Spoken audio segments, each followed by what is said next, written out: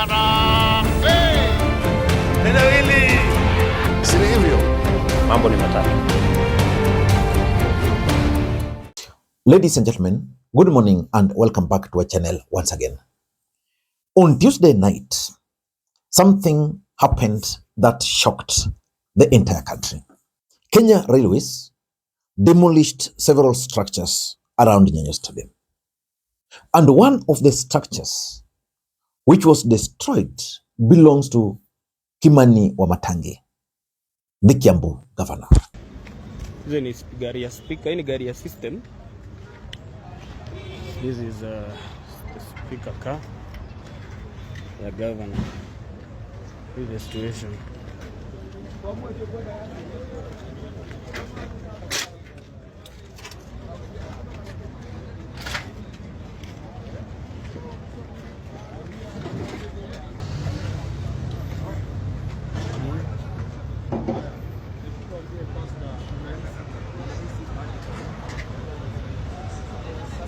And the Kiambu governor is blaming politics for the destruction of his property.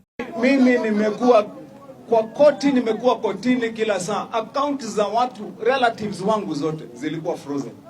Zilienda huko zikazimwa, ndio hata nikishikwa ama nifanye nini, hakuna mtu anaweza kunitolea kodi. Tumeteseka na hao watu. Sasa baada ya hiyo, mnaona tena walikuja huko kila siku. Nimekuwa na wageni huko, watu wa EACC, watu wa nani, kila saa kwa nyumba yangu, kwa ofisi, ndio kazi zifanyike. Baada ya hiyo tena mambo ya mateso ya siasa, mtu ambaye anafuata, na siku hizi kila mtu anaona, nikienda hata kwa mikutano watu wanaletwa wa kunipigia kelele, na ndio ikae kama mimi sina namna kwenye ground. Lakini sasa baada hiyo yote, na mpaka atakutukua risasi kwa nyumba, sasa imekuja mpaka Nairobi kutoka Kiambu, ndio sasa hapa ni malizwe kibiashara.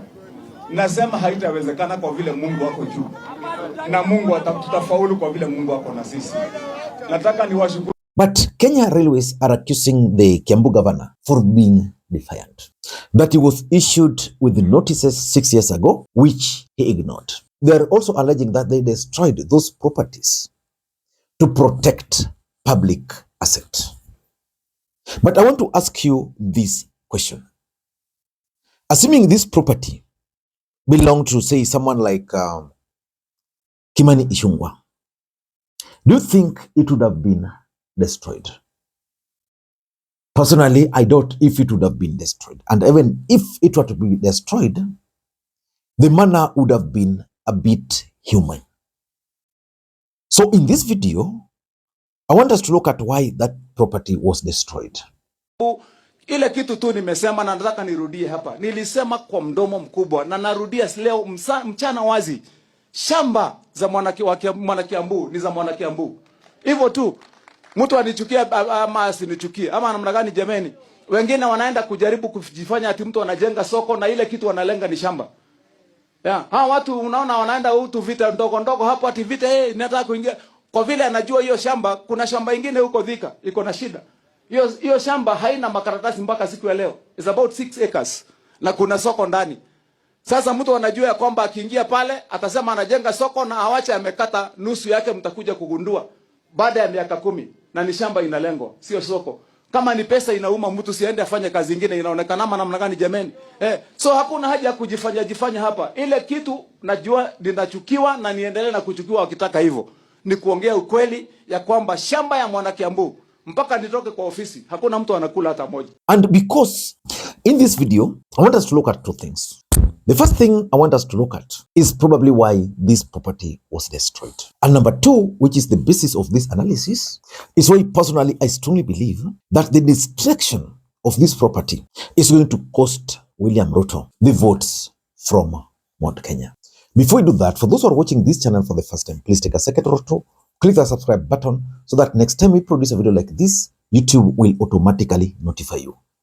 And with the subscribers, I want to continue thanking you guys for your continued support. Because without that support, this channel cannot be where it is. Ladies and gentlemen, for us to understand the political implication of this destruction, I want to take you guys to a post by Rigathi Gachagua after that destruction. This is what Rigathi Gachagua is saying. On Monday, 12th January 2025, in the evening at Sagana State Lodge, members of parliament from Kiambu County, led by the notorious one famously known as his wife, confronted Mr. William Ruto over slippery political situation in Kiambu County and the mountain generally. So he has brought in the element of politics. Let us proceed. They expressed great concern and frustration over popularity of Governor Kimani Wamatangi and the impact of meetings to popularize DCP Party by the party leader Rigathi Gachagua. So if Kimani Wamatangi is popular, why is Rigathi Gachagua now bringing in DCP Party here? In short, he's trying to tell you that Kimani Wamatangi will be a candidate defending his seat on this particular party ticket. And listen, this is the most important part. They made two demands as the irreducible minimum to continue supporting William Ruto and actually threatened to ditch him if he refused to heed to their demands. First, they demanded that Governor Wamatangi must be cut to size accordingly. They called for immediate demolition of his business premises on Eldoret Road in Nairobi to be followed by criminal charges by EACC on alleged and fictitious economic crimes. Secondly, they complained that the state-sponsored goons have failed to stop DCP meetings for lack of full and unequivocal police support and resistance from wananchi, and especially the youth. On this matter, they boldly demanded that police in civilian clothes work alongside goons to make sure no DCP meetings are held in Kiambu County and the rest of the mountain. Mr. Ruto was initially reluctant, arguing that a year before an election is emotive and the proposed measures could be counterproductive. You get that? The MPs could hear none of it and demanded he gives express instructions to CS Interior. The MPs categorically informed him that the CS for Interior was of the similar opinion and was only awaiting instructions from above. Concerned by the vicious MPs, Mr. Ruto gave in to their demands and issued instructions as demanded. So already Rigathi Gachagua is accusing or blaming William Ruto for the demolition of the properties. Ladies and gentlemen, why do you think this property was demolished? Because clearly you can't ignore the political objectives of this demolition, because already, that was yesterday, the governor bank accounts were actually frozen. Accounts za watu relatives wangu zote zilikuwa frozen. Zilienda huko zikazimwa, ndio hata nikishikwa ama nifanye nini, hakuna mtu anaweza kunitolea kodi. So just like Rigathi Gachagua explained, I think there's serious concern that the residents have dumped William Ruto. William Ruto is yet to accept that. Anybody would refuse to accept that. But is this the right approach?